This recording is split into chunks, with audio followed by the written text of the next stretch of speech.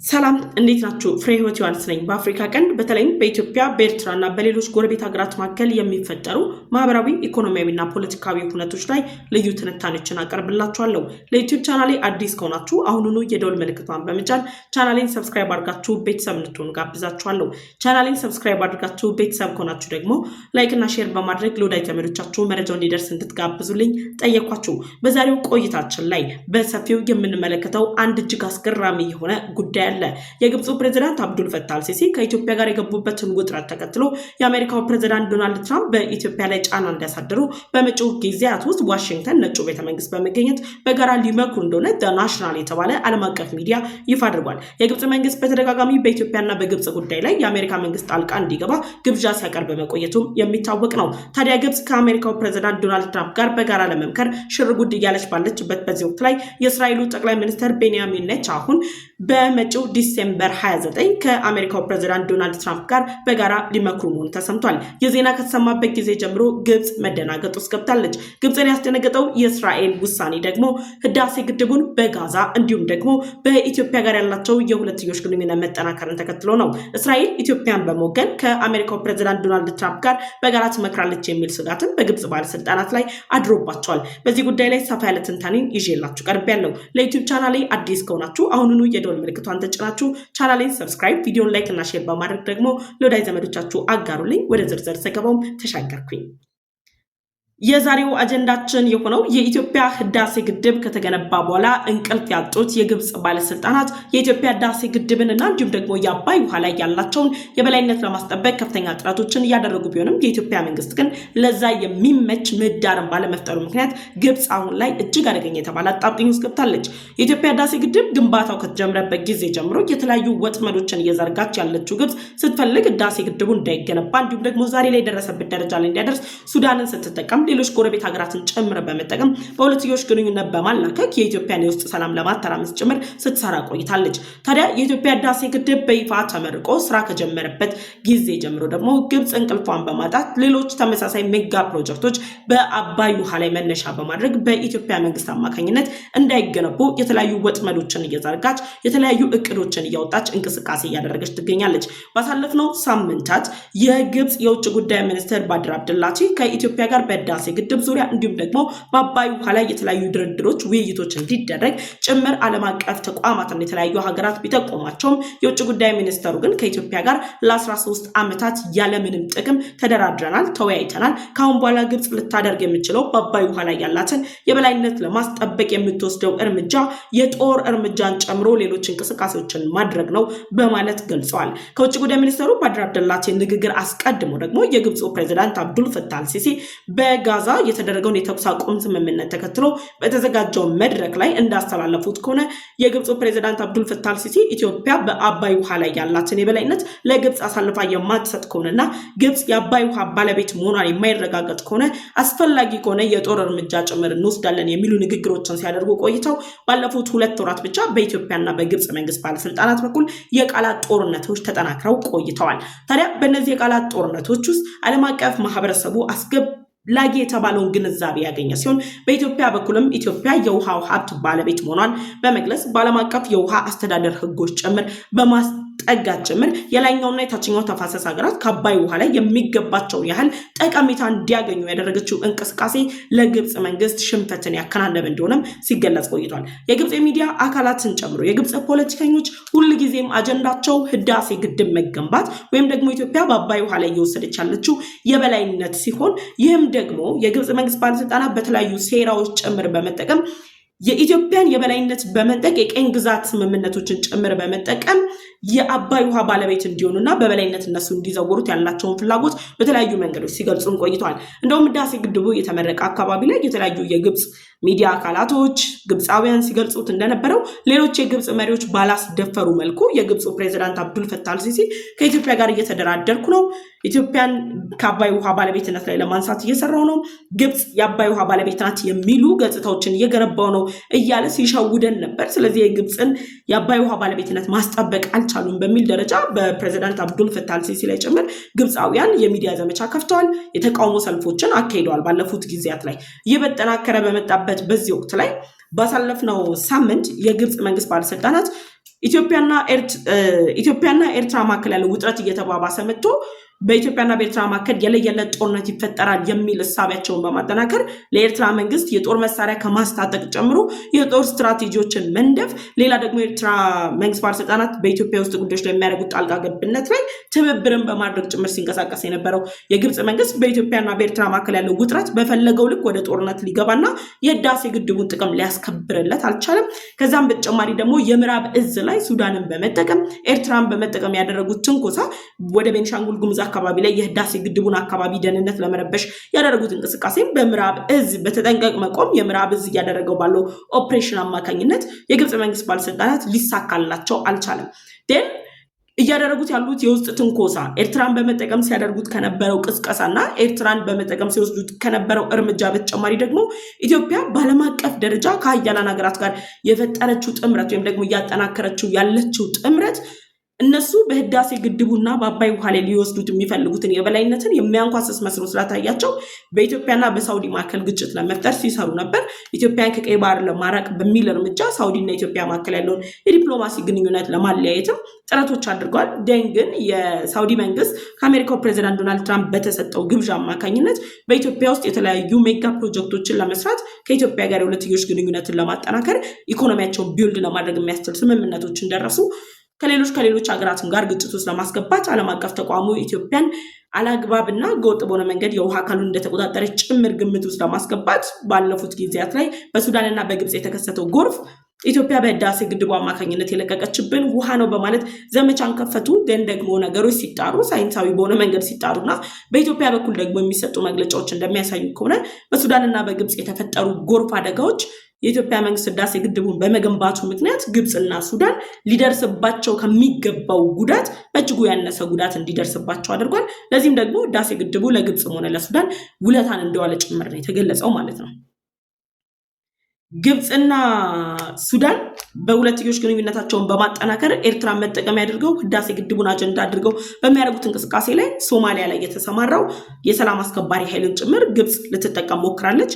በጁባላንድ ድንበር አካባቢ ላይ የሚሰማራ የጦር ኃይልን የኢትዮጵያ ጦር በቦታው እንዳይሰማራና የግብፅ ጦር በቦታው ተሰማርቶ በኢትዮጵያ ድንበሮች ላይ እርምጃ በመውሰድ በህዳሴ ግድብ ላይ የተወሰደባቸውን ብልጫ ለማስመለስ ጭምር ከፍተኛ ጥረቶች ተደርጓል። እነዚህ ሁሉ ጥረቶችና ሙከራዎች ስላልተሳኩ ግብፅ አሁን ላይ በይፋ አማራጭ አድርጋ እየወሰደችው የአሜሪካው ፕሬዚዳንት ዶናልድ ትራምፕን በመጠቀም ኢትዮጵያ ላይ ጫናን ማሳደር የሚል እርምጃ አድርጋ የግብፁ ፕሬዚዳንት አብዱል ፈታህ አልሲሲ በመጪዎቹ ቀናት ከአሜሪካው ፕሬዚዳንት ዶናልድ ትራምፕ ጋር በጋራ ሊመክሩ መሆናቸውን እቅድ እንዳላቸውና ያን እቅድ አውጥተው ደግሞ ወደ ተግባር ለመግባት እንቅስቃሴ መጀመራቸውን ናሽናል የተባለ ዓለም አቀፍ የሚዲያ ተቋም መረጃውን አጋራ ማለት ነው።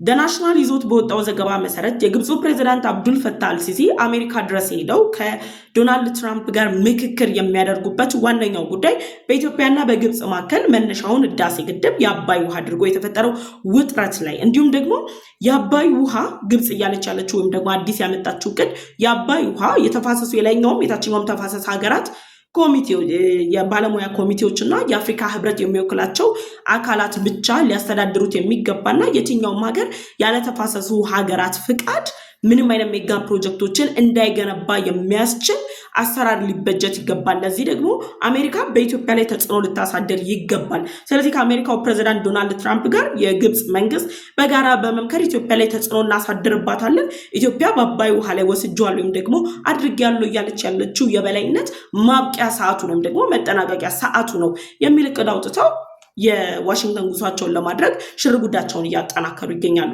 ታዲያ የግብፁ ፕሬዚዳንት አብዱል ፈታህ አልሲሲ ከአሜሪካው ፕሬዚዳንት ዶናልድ ትራምፕ ጋር ተገናኝተው በኢትዮጵያ ላይ የዲፕሎማሲ ተጽዕኖ ለማሳደር አሜሪካ ኢትዮጵያ ላይ ጫና እንድታሳድርባት ለማድረግ እንቅስቃሴ በጀመሩበት በዚህ ወቅት ላይ ከኢትዮጵያ ጋር መልካም የሚባል ግንኙነት ያላት እስራኤል ከግብፅ ጋር ደግሞ በጋዛ ጉዳይ አጣብቂኝ ውስጥ ያለችው እስራኤል የአሜሪካው ፕሬዚዳንት ዶናልድ ትራምፕን ጠቅላይ ሚኒስትር ቤንያሚን ኔታንያሁን ዲሴምበር 29 ላይ ሊያገኟቸው እንደሆነ ጀሩሳሌም ፖስት የተባለው የእስራኤል የሚዲያ ተቋም ይፋ አደረገ።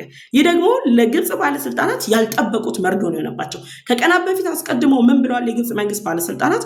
በኢትዮጵያና በእስራኤል መካከል ያለው የሁለትዮሽ ግንኙነት ኢትዮጵያ በህዳሴ ግድቡ ላይ እያደረገች ያለችው እንቅስቃሴና የእስራኤል መንግስት ደግሞ የራፋ ድንበርን በመክፈት ፍልስጤማውያን ወደ ግብፅ እንዲገቡ የወሰደው እርምጃ ወይም ደግሞ ያስተላለፈው ውሳኔ ሁለቱ ሀገራት በጣምራ በመሆን ዲፕሎማሲያቸውን በማሳደግ ግብጽ ላይ ተጽዕኖ እያሳደሩባት ነው በማለት ጭምር ያቀረቡትን አቤቱታ ተጨባጭ ያደረገላቸው ሆነ። የእስራኤሉ ጠቅላይ ሚኒስትር ቤንያሚን ኔታንያሁ የዛሬ ዓመት ላይ 2024 ላይ የግብፁ ፕሬዝዳንት አብዱልፈታህ አልሲሲ በተመሳሳይ መንገድ የህዳሴ ግድቡን አጀንዳ አድርገው በኢትዮጵያ ላይ ከአሜሪካው ፕሬዝዳንት ዶናልድ ትራምፕ ጋር በጋራ ለመምከር ቀጠሮ በያዙበት ወቅት ላይ የእስራኤሉ ጠቅላይ ሚኒስትር ቤንያሚን ኔታንያሁ እኔ የሚመለከተኛል በጋዛ ጉዳይ ላይ መምከር አለብን በማለት አብዱልፈታህ አልሲሲ ፕሬዝዳንት ዶናልድ ትራምፕን ሳያገኟቸው እንዲቀሩ አድርጓቸዋል። ደን ከዓመት በኋላ ድጋሚ የግብፁ ፕሬዝዳንት አብዱልፈታህ አልሲሲ ከዶናልድ ትራምፕ ጋር ለመገናኘት እቅድ አውጥተው ህዳሴ ግድቡን አጀንዳ ባደረጉበት በዚህ ወቅት ላይ የእስራኤሉ ጠቅላይ ሚኒስትር ዲሴምበር 29 ላይ ከአሜሪካው ፕሬዝዳንት ዶናልድ ትራምፕ ጋር በጋራ ሊመክሩ ነው። አሜሪካ አሁን ላይ ባላት አሁናዊ ሁኔታ እስራኤልና ኢራን ግጭት ውስጥ በገቡበት ወቅት ከእስራኤል ጎን ሆና የተጫወተችው ሚና፣ እስራኤልና ሐማስ አሁን እያደረጉት ባለው ጦርነት ላይ እየተጫወተች ባለችው ሚና ዓለም ላይ ከሚገኙ ሀገራት ሁሉ እንደ እስራኤል አይነት ስትራቴጂክ አጋር አሜሪካ የለኝም ብላ በምታምንበት በዚህ ወቅት ላይ በምንም አይነት መንገድ የአሜሪካው ፕሬዝዳንት ዶናልድ ትራምፕ የአብዱልፈታህ አልሲሲን አጀንዳ ተቀብለው የጠቅላይ ሚኒስትር ቤንያሚን ኔታንያሁን አጀንዳ እንደማይጥሉት ያወቁት የግብፅ መንግስት ባለስልጣናት የዛሬ ዓመቱ ታሪክ እንደተደገመባቸው ተሰምቷቸው ኢትዮጵያና እስራኤል በይፋ አሁንም ግብፅ ላይ ሴራ እያሴሩ ነው የሚል እርምጃቸውን አጠናክረዋል። የእስራኤሉ ጠቅላይ ሚኒስትር ቤንያሚን ኔታንያሁ ከአሜሪካው ፕሬዝዳንት ዶናልድ ትራምፕ ጋር በምን ጉዳይ ላይ ይመክራሉ? ከሐማስ ጋር የተደረሰው የተኩስ አቁም ስምምነት አፈጻጸም እንዲሁም ደግሞ ከፍልስጤም ወጥተው የሚሄዱ የጋዛ ነዋሪዎች ላይ በጋራ ይመክራሉ። ይሄ ማለት እስራኤል አሁን ላይ ለዶናልድ ትራምፕ ይዛ የምትቀርበው የጋዛ ኬዝ ወይም ደግሞ የጋዛ ጉዳይ የሚከፈተው የራፋል ድንበር መከፈት ጋር ይዛ የምትቀርበው ኬዝ እና ግብፅ ደግሞ ህዳሴ ግድቡን ይዛ የምትቀርበው ኬዝ በሚዛን ላይ ይቀመጥና ዶናልድ ትራምፕ በእነዚህ ሁለት ኬዞች ላይ ነው እንግዲህ ጉልህ ሚና የሚጫወቱት። እስራኤል የጋዛን ኬዝ ይዛ ስትቀርብ ተጎጂዋ ግብፅ ነች። ግብፅ ኢትዮጵያን እጎዳለሁ ብላ የአባይ ውሃና ህዳሴ ግድቡን አጀንዳ አድርጋ ይዛ ስትቀርብ ራሷ ነች ተጎጂዋ። ከዚህ በፊት የአሜሪካው ፕሬዝዳንት ዶናልድ ትራምፕ የአሜሪካ መንግስት ባደረገው ድጋፍ ኢትዮጵያ ህዳሴ ግድቡን ገንብታለች ብለው ተናገሩ። በሰዓታት ልዩነት ውስጥ የኢትዮጵያ ተቋማት ምላሽ ሰጡ። ህዳሴ ግድቡ በኢትዮጵያውያን እቅድ፣ በኢትዮጵያውያን አቅም፣ በኢትዮጵያውያን ኢኮኖሚ፣ በኢትዮጵያውያን እውቀት የተገነባ እንጂ የትኛውም ዓለም አቀፍ ተቋም እርዳታ፣ የትኛውም ሀገር ድጋፍ ሳይደረግለት የኢትዮጵያ መንግስት ከኢትዮጵያውያን ጋር በመተባበር ገንብቶ ያጠናቀቀው ግድብ ነው ብለው ለአሜሪካው ፕሬዝዳንት ዶናልድ ትራምፕ ምላሽ ሰጡ። ለዶናልድ ትራምፕ ከኢትዮጵያ የምላሽ እንድትሰጠ ዶናልድ ትራምፕ በግብፅና በኢትዮጵያ ጉዳይ ላይ ዳኝነት እንደሚቀርቡ ጭምር ያውቁት ነበር። ምክንያቱም ግብፅ አሁን ባለው ሁኔታ የአረብ ሊግ ላይ አይደለም እምነት ያላት፣ የአፍሪካ ህብረት ላይ አይደለም እምነት ያላት፣ የተባበሩት መንግስታት ድርጅት ላይ አይደለም እምነት ያላት። የአሜሪካ መንግስት በኢትዮጵያ ላይ የዲፕሎማሲ ጫና አሳድሮ የቀኝ ግዛት ስምምነቶች የተከብሩልኝ ህዳሴ ግድቡ ላይ ወይም ደግሞ የአባይ ውሃ ላይ የበላይነት ወስጄ ኢትዮጵያ አሁን ላይ በህዳሴ ግድቡ ላይ ልትገነባቸው ያቀደቻቸው አዳዲስ ግዙፍ ሜጋ ፕሮጀክቶች ያለ ግብፅ መንግስት ውሳኔ ሊገነቡ የማይችሉ እንዲሆኑ እንዲያደርጉላቸው ነው እንግዲህ አሁን ላይ የግብፅ መንግስት ከሳቸው ጋር መወያየት የፈለጉት። ስለዚህ የግብፁ ፕሬዝዳንት አብዱልፈታህ አልሲሲ በመጪው ወር ከአሜሪካው ፕሬዝዳንት ዶናልድ ትራምፕ ጋር በጋራ እንመክራለን ሲሉ ምክክሩ ሊሆን የሚችለው ከዲሴምበር 29 በኋላ ነው። ከዲሴምበር 29 በኋላ የሚመክሩ ከሆነ ደግሞ ዲሴምበር 29 ላይ የእስራኤሉ ጠቅላይ ሚኒስትር ቤንያሚን ኔታንያሁ የጋዛን ጉዳይ የራፋ ድንበርን ጉዳይ ይዘው ይቀርባሉ። ከዛ በተጨማሪ በኢትዮጵያና በግብፅ መካከል ያለው ውጥረት የህዳሴ ግድብ የአባይ ውሃ ቀዳሚ አጀንዳ ነው የሚሆነው። ግብፅ ላይ አሜሪካም ሆነች እስራኤል አጀንዳ አድርጋ ልታነሳ የምትችላቸው ጉዳዮች የአባይ ውሃ ጉዳይ ነው። ግብፅ በየትኛውም አጀንዳ ላይ ወገቧን ይዛ ልትከራከር ትችላለች። በየትኛውም አጀንዳ ላይ ቱ ዘ ዴይዝ የሚባል ዋጋ ላትከፍል ትችላለች። ህዳሴ ግድቡና የአባይ ውሃ ላይ ግን ጠላቷ የነበረ ሀገር ኢትዮጵያን የአባይ ውሃ የበላይነቷን አስተውልሻለሁ ካላ ግብፅ ዌልካም ብላ ነው የምትቀበለው። ለምን? የአባይ ውሃ ላይ ዘመናት የተሻገረ ፍላጎት ነው ያላት። አሁን ለኢትዮጵያ እየገነባች ያለችው የህዳሴ ግድብ በተጨማሪ ሌሎች ሜጋ ፕሮጀክቶች አሉ፣ እየተገነቡ ያሉ የኃይል ማመንጫ ጣቢያዎች አሉ። እነዚህ ጣቢያዎች ሁሉ ያለ ግብፅና ያለ ሱዳን ፍቃድ መገንባት የለባቸውም። የተፋሰሱ ሀገራት ፍቃድ የሚሉት ሌሎቹን ሀገራት አይደለም፣ ግብፅና ሱዳን መፍቀድ አለባቸው በማለት ደረጃ ነው እያነሱ ያሉት። ታዲያ የግብፅ መንግስት ከፕሬዚዳንት ዶናልድ ትራምፕ ጋር ቀጠሮ አድርጌያለሁ ሲል ጀሩሳሌም ፖስት ደግሞ ዲሴምበር 29 ላይ የእስራኤሉ ጠቅላይ ሚኒስትር ቤንያሚን ኔታንያሁና የአሜሪካው ፕሬዚዳንት ዶናልድ ትራምፕ በጋራ ይመክራሉ። ከዚህ በፊት የጋዛ ሰዎችን አልቀበልም በማለቷ ግብፅ የወረደባትን ማዕት ታውቃለች። የጋዛን መልሶ ለማቋቋም የ50 ቢሊዮን ዶላር እቅድ አውጥታ ግብፅ በአረብ ኮሚኒቲ ውስጥ አሳምና ያን እቅድ እንዲጸድቅላትም እንቅስቃሴ ስታደርግ ነበር። ይህን ሁሉ ስታደርግ የነበረው ራፋ ድንበርን ለማስከበር ነበር። ግን አሁን እስራኤል ላይ እየወሰደች ባለችው እርምጃ ከፍልስጤም የሚመጡ ሰዎች አንድ ጊዜ ግብፅ ከገቡ በኋላ ተመልሰው እንዳይሄዱ የሚያደርግ እርምጃ ነው እየወሰዳሉት። ስለዚህ ፍልስጤማውያንን የመቀበል ግዴታ ግብፅ ሊኖርባት ነው። በዚህ ምክንያት ከእስራኤል ጋር ውጥረት ውስጥ ነው ያለችው። ከእስራኤል ጋር ያለችበት ውጥረት ደግሞ ከአሜሪካ ጋር ምንም አይነት የዲፕሎማሲ ጥንካሬ ብትፈጥርና ከዲፕሎማሲያዊ ጥምረት ብትፈጥር ጭምር የአሜሪካ መንግስት ከእስራኤል ጎን እንደሚሰለፍ ግብፅ ታውቃለች።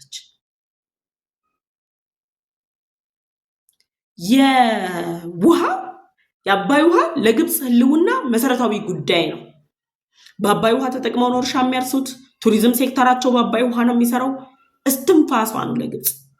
ህዳሴ ግድቡ ተገንብቶ ሲያልቅ ወንዶቹ ግድቡን ገብተው ጨረሱ የሚል አስተያየት የተሰጠው ከወደ ግብፅ ነው። ጠቅላይ ሚኒስትር ዶክተር አብይ አህመድ ከፍተኛ አድናቆት ያገኙት ከኛ ከኢትዮጵያውያን በላይ በግብፃውያኑ ነው። ህዳሴ ግድቡ ተገንብቶ ሲያልቅ ከኢትዮጵያማ እጅግ አሳፋሪ የተባሉ የሚዲያ ዘመቻዎች ሁሉ ተጨምረዋል። በአርቲፊሻል ኢንተለጀንስ ነው ህዳሴ ግድቡ ተገነባ የተባለው እና እውነተኛው ህዳሴ ግድብን ገና ልንገነባው ነው የሚሉ አይነት ሐሰተኛ ፕሮፓጋንዳዎች ሁሉ ተነስተው ነበር፣ ከኢትዮጵያውያን የማይጠበቁ ፕሮፓጋንዳዎች። ግብፅ ግን ህዳሴ ግድቡ ካለቀ በኋላ 13 ዓመት ሙሉ በዚህ ጉዳይ ላይ ቁጭ ብዬ ከኢትዮጵያ ጋር ተወያይቻለሁ። ኢትዮጵያ ደግሞ የያዘችው እውነት አላት፣ ዓለም አቀፍ ህጉ የሚፈቅድላት አካሄድ አለ። ያንን በመጠቀም 13 ዓመት ሙሉ ከግብፅ ጋር ቁጭ ብዬ ተወያይቻለሁ። አሁንም ግብፅ ግን በጋራ ተጠቃሚነት ላይ እንስራ ካለች ዴር ዌልካም፣ በጋራ እንስራ። ግን ግብፅ የአባይ ውሃ የበላይ ነኝ ወይም ደግሞ የአባይ ውሃ ባለቤት ነኝ የምትለውን ሐሳብ እንዳታስበው። ምክንያቱም የአባይ ውሃ የኢትዮጵያ የተፈጥሮ ሀብት ነው። ህዳሴ ግድቡ የኛ የኢትዮጵያውያን የላባችን ከ15,000 በላይ ሰዎች ህይወት ዋጋ የተከፈለበት እጅግ ከፍተኛ የተባለ ዋጋ የወጣበት የደማችን የህልውናችን መሰረት ነው ህዳሴ ግድቡ። ለኛ ለኢትዮጵያውያን ህዳሴ ግድብ ምን እንደሆነ ያልተረዱ ግብፃውያን ናቸው በአባይ ውሃ ላይ የበላይ ሆነው አባይ ውሃን እንደፈለግን እንዘውር የቀኝ ግዛት ህጎችን ተጠቅመን እያሉ ሲንቀሳቀሱ በእስራኤልና በኢትዮጵያ መካከል የተፈጠረው ግንኙነት ለግብፅ ውጥረት ሆኖ ይታያል። የአሜሪካው ፕሬዚዳንት ዶናልድ ትራምፕን አገኛለሁ ብለው ቀጠሮ ያዙት የግብፁ ፕሬዚዳንት አብዱል ፈታህ አልሲሲ አሁን ላይ የእስራኤሉ ጠቅላይ ሚኒስትር ቤንያሚን ኔታንያሁ ዶናልድ ትራምፕን ዲሴምበር 29 ላይ ለማግኘት ቀጠሮ ይዘዋል ሲባል የህዳሴ ግድቡን አጀንዳ ቅርቃር ውስጥ ከተውታል ማለት ነው። ግብፅ እንዳትተነፈስ እንዳትፈናፈን አድርገዋታል። በዚህ ምክንያት ፕሬዚዳንት አብዱል ፈታህ አልሲሲ ቀጠሯቸውን ጭምር ሊቀይሩ እንደሚችሉ ነው እየተነገረ ያለው። ስለዚህ የዚህ ሁሉ ውጥረቶች መነሻ የሆነው የአባይ ውሃ ላይ ግብፅ ልትመክር የምትችለው ልትነጋገር የምትችለው ብቸኛዋ አማራጯ ከኢትዮጵያ ጋር ሰላማዊ በሆነ መንገድ መነጋገር ነው። የጦር እርምጃ ወስዳለው እያሉ እየዛቱ እያደረገች ያለችው እንቅስቃሴ አያስኬድም። የውጭ ጉዳይ ሚኒስትሩ ባድር አብድላቲ እኮ እስራኤልና ኢትዮጵያ በፈጠሩት ግንኙነት በህዳሴ ግድቡ ላይ ኢትዮጵያ ከወሰደችው ብልጫ በተጨማሪ በአባይ ውሃ ላይ ግብፅ ያቀደችውን አይነት እቅድ ለማስፈጸም እንደማይችሉና እስራኤል ግብፅ ወዴትም እንዳትፈናፈን ጭምር እንዳደረገቻት ነው እየገለጹ ያሉት ከሀገራቸው ታዋቂ የሚዲያ ተቋም ጋር ባደረጉት ቃለ መጠይቅ ማለት ነው። ስለዚህ የግብፅን እቅድ ያፈረሰው የእስራኤል እንቅስቃሴ ለኢትዮጵያ እጅግ አስገራሚ የተባለ እድልን ይዞላን መጥቷል። ለኢትዮጵያ ምን እድል ይዞላን መጣ? አሜሪካ በምንም አይነት መንገድ የግብፅን ጥሪ ተቀብላ በኢትዮጵያ ላይ የትኛውንም አይነት የዲፕሎማሲ ጫና መፍጠር እንደማትችል የግብፅ መንግስት ከወዲሁ ተረድቷል። ይህ ደግሞ ለኢትዮጵያ እድል ነው። ሁለተኛ፣ በእስራኤልና በኢትዮጵያ መካከል ያለው የሁለትዮሽ ግንኙነት መጠናከር አሜሪካ በኢትዮጵያ ሀሳብ እንድትገዛ የሚያደርጋት ነው። ይህን እንዴት ያዩታል? ከህዳሴ ግድቡ ከአባይ ውሃን በዘለለ በአፍሪካ ቀንድ ላይ ያለውን አሁናዊ ውጥረት ለመፍታት አሜሪካ ትክክለኛ አጋር አድርጋ ወስዳታለች። ኢትዮጵያ ጋር የቀይ ባህር ደህንነትን ለማስጠበቅ ከእስራኤል ጋር እነዚህ ሶስቱ ሀገራት ይጣመራሉ። ግብፅን አምነዋት እንጣመራናሉ። ሁለተኛው እድል ነው። ሶስተኛው እድል የግብፁ ፕሬዝዳንት አብዱል ፈታህ አልሲሲ አጀንዳ አድርገው ህዳሴ ግድቡና አባይ ውሃን ይሄዱ እንጂ የቀይ ባህር ጉዳይም ሌላኛው አጀንዳቸው ነው። ስለዚህ ኢትዮጵያን ከቀይ ባህር ለማራቅ ግብፅ እየወሰደች ያለችው እርምጃ በእስራኤልም በአሜሪካም ተቃውሞ የገጠመው ነው። ኢትዮጵያም ወደ ቀይ ባህር እንድትገባ አሜሪካና እስራኤል ከፍተኛ ድጋፍ እያደረጉ ነው የሚገኙት። ስለዚህ ግብፅ ከዶናልድ ትራምፕ ጋር ቁጭ ብዬ በጋራ መክራለሁ ባለች ማግስት እስራኤል ደግሞ ዲሴምበር 29 ላይ ጠቅላይ ሚኒስትሩን ልኬ በጋራ ልመክር ነው ብላለች። ስለዚህ ግብፅ ሳታስበው ቅርቃር ውስጥ ገብታለች፣ አጣብቂኝ ውስጥ ገብታለች። እንዴት ሆና መውጣት ትችላለች የሚለውን ነው ማሰብ ያለባቸው። ለመውጣት ብቸኛ አማራጯ ከኢትዮጵያ ጋር ቁጭ ብሎ መወያየት ነው። ስለዚህ በዛሬው ፕሮግራማችን ላይ አጥብቄ ልነግራችሁ የምፈልገው ነገር ግብፅ በኢትዮጵያ ላይ የተለያዩ የፖለቲካ ቁማሮችን፣ የዲፕሎማሲ ቁማሮችን በቆመረች ቁጥር ሀያላን ሀገራቱ የእሷን ሰንሰለት እየበጣጠሱ ኢትዮጵያን ወደፊት እያመጧት ነው ያሉት። እስራኤል ከኢትዮጵያ ጋር ያላት የሁለትዮሽ ግንኙነት ከቀይ ባህር በዘለለ በህዳሴ ግድቡ ጭምር ነው።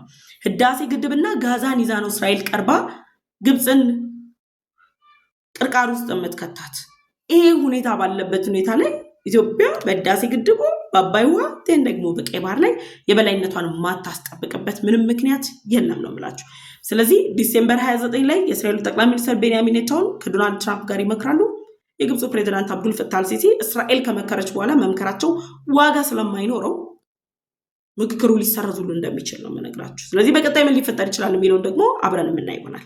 አብራችሁኝ ስለቆያችሁ እጅግ አድርጌ አመሰግናለሁ። ለዩቲዩብ ቻናል አዲስ ከሆናችሁ አሁን ነው የደወል ምልክት ተጭናችሁ ቻናሌን ሰብስክራይብ አድርጋችሁ ቤተሰብ ሆናችሁ ደግሞ ላይክ እና ሼር በማድረግ ለወዳጅ ዘመዶቻችሁ መረጃቸውን አደርሱልኝ። ከዚህ በታች የምታገኙት ጽሑፍ ላይ ያለው በዋትስአፕ ቁጥሬ ላይ መልእክታችሁን ማስቀመጥ ትችላላችሁ። በኢሜይልም መልእክት ማጋራት ትችላላችሁ። አብራችሁኝ ስለቆያችሁ በድጋሚ አመሰግናለሁ። ፍሬ ህይወት ዮሐንስ ነበርኩኝ። መልካም